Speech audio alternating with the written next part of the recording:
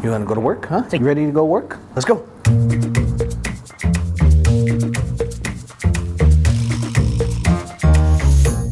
This is ROTC and my annual recertification in accelerant detection. Ready? See. Every year, ROTC and I will have to recertify in a couple different stations.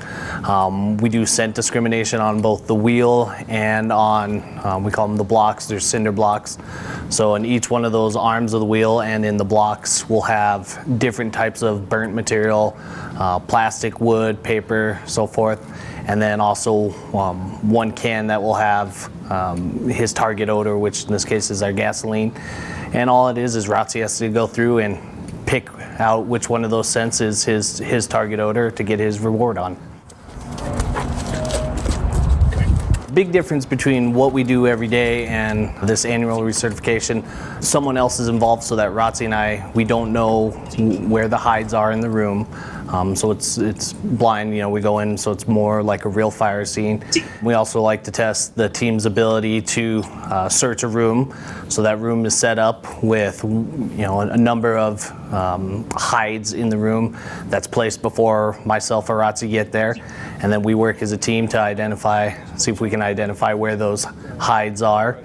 And again, that's another just application to make sure we're testing ROTC and he's able to find his target odor.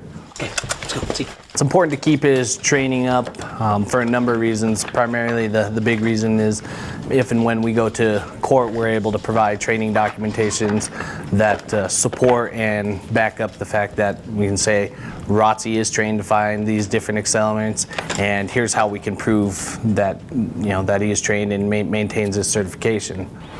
So since ROTC's joined the team, we've kept him fairly busy. Over the last probably 7-8 months, we've been out on probably 20 plus fires. ROTC's value of cutting down our scene time.